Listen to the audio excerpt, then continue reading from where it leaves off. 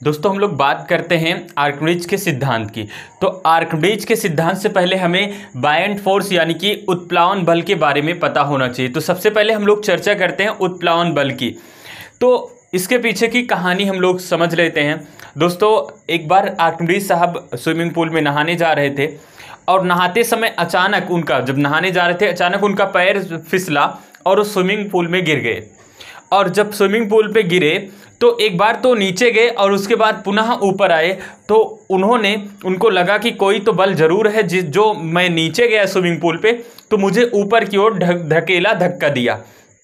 तो उन्होंने inner wear में ही पूरे शहर में घूम के बताया यूरेका यूरेका यूरेका, यानी कि मिल गया मिल गया मिल गया। तो पहली बार ये भी पूछा जाता है कि पहली बार यूरेका शब्द का प्रयोग किसने किया? तो आर्किमिडीज ने किया। और उत्प्लावन बल की खोज किसने की? तो आर्किमिडीज ने की। उत्प्लावन बल है क्या? जब हम किसी वस्तु को किसी द्रव में डुबाते हैं या डुबाने का प्रयास करते हैं तो उस वस्तु पर नीचे से ऊपर की ओर एक बल लगता है। अब किसी वस्तु को आप जल में डुबाओगे तो वस्तु भार नीचे काम करेगा, नीचे की ओर।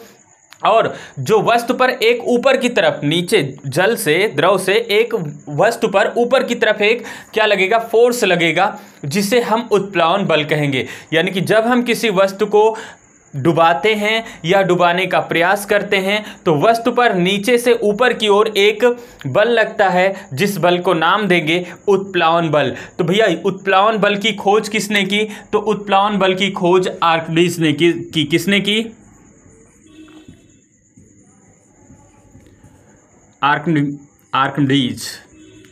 आर्किमिडीज ने की।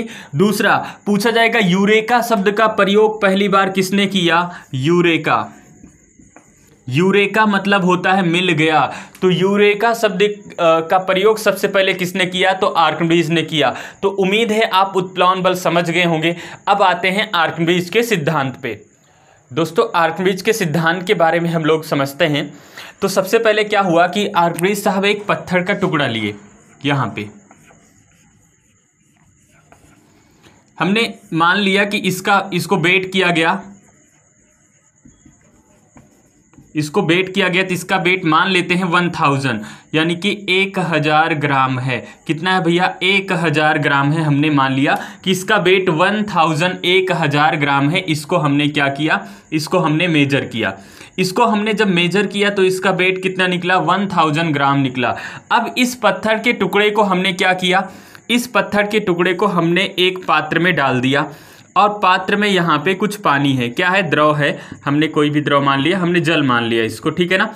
अब इस जल में हमने क्या किया? इस पत्थर के टुकड़े को डाला। तो जब इस पत्थर के टुकड़े को हमने डाला यहाँ पे और पुनः इसको मेजर किया तो इसका वेट जो निकला यहाँ पे अब मान लेते हैं इसका वेट है 800 ग्राम। कितना मान लेते हैं? 800 ग्राम मान लेते हैं। तो बार बार एक कहानी हो रही थी। पहले यहाँ पे आर्किमिडीज साहब इस पत्थर के टुकड़े को वेट किए तो 1000 ग्राम निकला।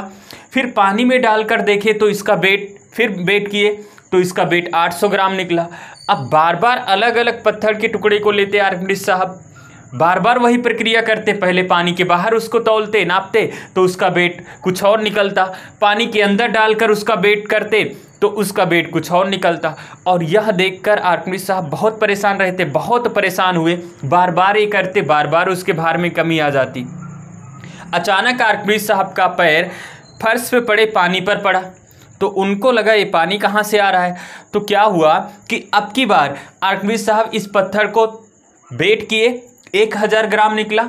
और पुनः इस जो पात्र था जिसमें पानी भरा था इसके नीचे एक बड़ा पात्र लगा दिए। और बड़ा पात्र लगाने के बाद जब पत्थर के टुकड़े को इस पानी में डाला गया तो कुछ द्रव बाहर आ गया। क्या आ गया भैया? कुछ द्रव बाहर आ गया। और जब इसको पत्थर के टुकड़े को वेट किया गया तो उसका वेट कितना? 800 ग्राम। ये आपका क्या हुआ? ये आपका है ओरिजिनल वेट। क्या है भैया? ओरिजिनल वेट हो गया। ये फाइनल में जब वेट किए, फाइनल वेट जब इसको बाद में पानी के अंदर डाला गया तो आपका देखा गया ये वेट 800 ग्राम निकला। फिर उन्होंने इस जो पानी गिरा था इसका वेट लिया, वाटर का वेट लिया। किसका? वाटर का वेट लिया। तो इसका वेट निकला 200 ग्राम। कितना निकला? 200 ग्राम निकला। 200 ग्राम निकला। तो आर्किमिडीज साहब ने कहा कि अच्छा ये बात है। तो उन्होंने कहा कि अगर किसी वस्तु को किसी द्रव में डुबाएंगे, किसी वस्तु को किसी द्रव में डुबाएंगे पूर्णतः या आंशिक रूप से डुबाएंगे, तो वस्तु के भार में कमी कितनी आएगी? तो उन्होंने कहा वस्तु के भार में उतनी कमी आएगी जितना वह द्रव को विस्थापित कर देगा, द्रव को हटा देगा।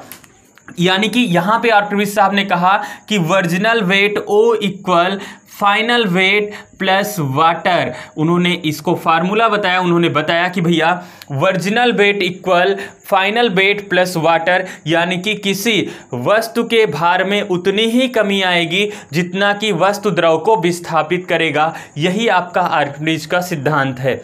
समझ पाए? आर्किमिडीज साहब ने क्या कहा कि किसी वस्तु को आंशिक या पूर्ण रूप से डुबाएंगे या डुबाने का प्रयास करेंगे तो वस्तु के भार में उतनी ही कमी आएगी जितना वह वस्तु द्रव को विस्थापित करेगा। यानी कि हम कहें तो original wait equal final weight plus water. Original wait 1000 था, फाइनल वेट कितना था? 800 ग्राम था और वाटर 200 ग्राम है। यानी कि इन दोनों को जोड़ देंगे तो 1000 के बराबर आएगा या नहीं आएगा? आएगा। यही कहलाया आर्किमिडीज का सिद्धांत। अब आते हैं प्लवन की। 3 अवस्थाएं होती हैं, प्लवन की अवस्थाओं के बारे में हम लोग चर्चा करते हैं। अब दोस्तों आते हैं प्लवन। तो प्लवन मतलब इंग्लिश से तो लग रहा है फ्लोटेशन, मतलब तैरना। किसी वस्तु के को द्रव में, किसी वस्तु के द्रव में तैरने का गुण फ्लोटेशन यानी कि प्लवन कहलाता है। कोई वस्तु है अगर किसी द्रव में तैर रही है तो उसका वह गुण क्या कहलाएगा? प्लवन कहलाएगा, फ्लोटेशन कहलाएगा। तैरती हुई वस्तु पर दोस्तों 2 बल हमेशा मुख्यतः 2 बल काम करेगा। एक तो उसका भार mg नीचे की ओर, एक तो उसका भार mg नीचे की ओर, mg कहाँ? नीचे की ओर। दूसरा एक भार आपका लगेगा भैया जिसको हम लोग नाम दिए आपका कौन सा बल? आप कहोगे बायंट फोर्स, यानी कि उत्प्लावन बल ऊपर की ओर। बायंट फोर्स कहाँ लगेगा? बायंट फोर्स लगेगा ऊपर की ओर, वस्तु को ऊपर की ओर ढकेलेगा और mg उसका भार नीचे की ओर, वस्तु का भार नीचे की ओर ढकेलेगा। तो किसी तैरते हुए वस्तु पर मुख्यतः कितने बल काम करेंगे? 2। एक तो आपका mg भार नीचे की ओर, दूसरा आपका बायंट फोर्स ऊपर की ओर। प्लवन की 3 कंडीशन होगी। सबसे नंबर कंडीशन फर्स्ट पे हम लोग बढ़ते हैं। बात करते हैं हम प्लवन की। तो प्लवन मतलब क्या? किसी वस्तु का द्रव में तैरने का गुण आपका प्लवन कहलाएगा। प्लवन पे मुख्यतः 2 बल काम करते हैं। एक बल तो आपका होता है वस्तु का भार mg। वस्तु का भार mg कहाँ होगा भैया? नीचे की ओर लगेगा। दूसरा आपका होता है, दूसरा बल लगता है आपका उत्प्लावन बल, जो वस्तु को जल से क्या ऊपर की ओर ढकेलेगा। तो 2 बल काम करेंगे और यहाँ वस्तु का भार हमने मान लिया W और उत्प्लावन बल हमने मान लिया W1। तो कोई वस्तु किसी द्रव में तैरेगी या डूबेगी, इसकी 3 कंडीशन होगी। पहली कंडीशन आते हैं W is greater than W1। W is greater than W1 इसका मतलब क्या हुआ भैया कि वस्तु का भार ज़्यादा होगा। किससे?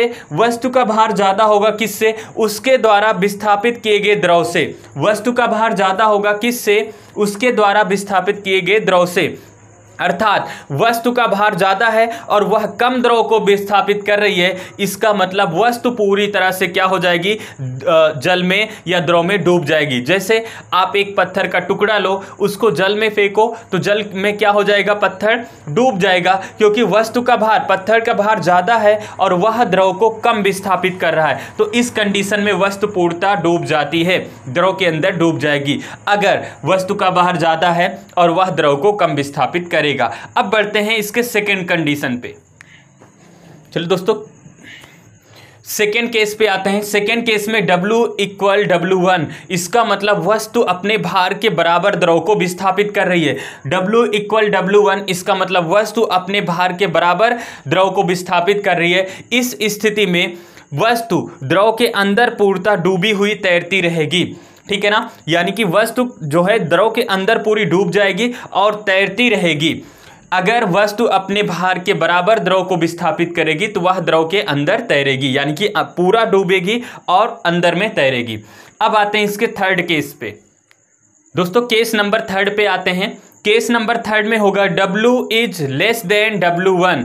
W is less than W1, इसका मतलब हुआ कि वस्तु अपने भार से ज्यादा द्रव को विस्थापित कर दे रही है। वस्तु अपने भार से ज्यादा वस्तु अपने भार से ज्यादा द्रव को विस्थापित कर दे रही है। इस कंडीशन में जो वस्तु है वो उसका कुछ भाग पानी के अंदर और कुछ भाग पानी के ऊपर रहेगा और वस्तु पूरी तरह से द्रव के ऊपर तैरेगी। यानी कि उसका कुछ भाग पानी के अंदर, कुछ भाग पानी के ऊपर रहेगा और वस्तु पानी के ऊपर, द्रव के ऊपर तैरेगी। जैसे नाव।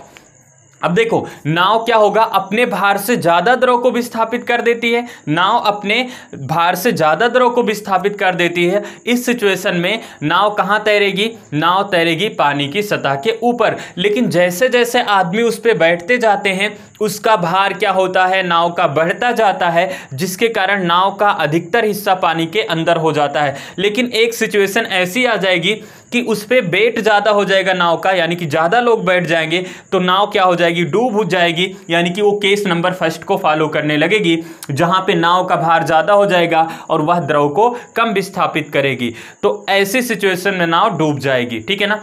प्लास्टिक की बॉल हल्की होती है, अपने भार से ज़्यादा द्रव को विस्थापित कर देती है तो पानी की सतह पर तैरेगी। अब बात करते हैं नाव की बड़ी जहाज से। अब कहोगे सर छोटा सा पत्थर तो फेंकते हो डूब जाता है, लेकिन इतनी बड़ी जहाज वो पानी में नहीं डूबता है। तो केस नंबर थर्ड फॉलो करता है। अपने नाव का शेप ऐसे बनाया जाता है, ऊपर पतला और नीचे चौड़ा।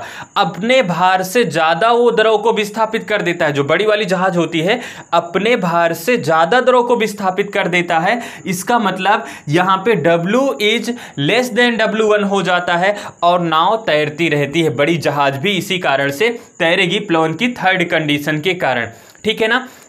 अब बात करते हैं थोड़ी देर पनडुब्बी पे आ जाते हैं। पनडुब्बी कैसे तैरती है? पनडुब्बी पे भैया यहाँ पे और यहाँ पे दो टैंक होते हैं और यहाँ पे मोटर लगे होते हैं दोनों साइड में। अब क्या होगा, मान लो हम चाहते हैं कि जो आपकी पनडुब्बी है वो सतह पर तैरे, तो हम क्या करेंगे? यहाँ मोटर लगा है, फटाफट टैंकर से पानी हम खाली कर देंगे और इतना यहाँ पे टैंकर से पानी खाली करेंगे कि यहाँ पे केस नंबर फर्स्ट हो जाए, यानी कि केस नंबर थर्ड हो जाए। वह अपने क्या होगा? वह अपने भार से ज्यादा द्रव को विस्थापित करने लगेगा। वह अपने भार से ज्यादा द्रव को विस्थापित करेगा तो नाव क्या होगी? पनडुब्बी धीरे धीरे पानी की सतह के ऊपर आ जाएगी। धीरे धीरे पानी की सतह के ऊपर आ जाएगी तो पानी की सतह पर तैरेगी। लेकिन अब हमें पनडुब्बी को पानी के अंदर ले जाना है तो हम क्या करेंगे? इन दोनों टैंकर में मोटर से पानी भरना शुरू कर देंगे। और कितना पानी भरेंगे? जब तक कि W इक्वल W1 ना हो जाए, यानी कि वस्तु नाव जितना भी आपकी पनडुब्बी जितना द्रव को विस्थापित कर रही है उसके भार के बराबर हो जाए। यानी कि हम जितना द्रव पनडुब्बी विस्थापित कर रही है उसका भार और पनडुब्बी का भार दोनों बराबर हो जाएगा, यानी कि W इक्वल W1 हो जाएगा तो पनडुब्बी पानी की सतह में तैरेगी। लेकिन कभी कभी टेक्निकल प्रॉब्लम या कुछ खराबी के कारण उसमें पानी वगैरह ज़्यादा भर जाता है तो कभी कभी आप सुनाई देता है कि पनडुब्बी डूब गई। क्यों? पानी की जहाज डूब गई। क्यों? उसमें अधिक पानी भर जाएगा तो केस नंबर फर्स्ट बन जाएगा। वो अपने भार, क्योंकि उसका भार, पनडुब्बी का भार ज़्यादा हो जाएगा, द्रव को कम विस्थापित करेगा, तो इस सिचुएशन में पनडुब्बी डूब जाती है ना। तो तीन कंडीशन हुई प्लोन की। कितनी कंडीशन? तीन कंडीशन हुई। प्लोन पे मुख्यतः कितने बल काम करेंगे? 2 बल काम करेंगे। तो आज की क्लास में हम लोग क्या क्या सीखे? हम लोग सीखे पहले उत्प्लावन बल। तो उत्प्लावन बल की खोज किसने किया? उत्प्लावन बल की आर्किमिडीज साहब ने खोज किया। यूरेका शब्द का सबसे पहले प्रयोग किसने किया? आर्किमिडीज ने किया। उसके बाद हम लोग आर्किमिडीज के सिद्धांत पे आते हैं। आर्किमिडीज साहब ने क्या कहा कि कोई वस्तु के भार में, जब किसी वस्तु को किसी द्रव में डुबाते हैं तो वस्तु के भार में उतना ही कमी आएगा जितना कि वह वस्तु द्रव को विस्थापित करेगा। यानी कि आर्किमिडीज साहब ने बताया original wait equal final weight plus water. ठीक है ना। फिर आते हैं प्लवन पर। तो प्लवन की कितनी अवस्थाएं होती हैं? प्लवन की भैया मुख्यतः प्लवन की 3 कंडीशन होती हैं। प्लवन पे मुख्य रूप से कितने बल काम करते हैं? 2 बल, mg भार नीचे की ओर और उत्प्लावन बल ऊपर की ओर। और तीनों कंडीशन पे यहाँ हम लोग चर्चा भी कर लिए। तो दोस्तों यहाँ पे हम लोग सीखे उत्प्लावन बल, आर्किमिडीज का सिद्धांत, प्लवन की अवस्थाएं कितनी होती हैं, वो कैसे तैरेगी कोई वस्तु, कब डूबेगी और कब पानी के अंदर तैरेगी, इन सभी पे हम लोग चर्चा किए। उम्मीद है आप इसको समझ पाए होंगे। तो आगे नेक्स्ट वीडियो में एक नए टॉपिक के साथ मिलेंगे। आज की क्लास बस यहीं तक, मिलते हैं नए टॉपिक में। तब तक के लिए जय हिंद।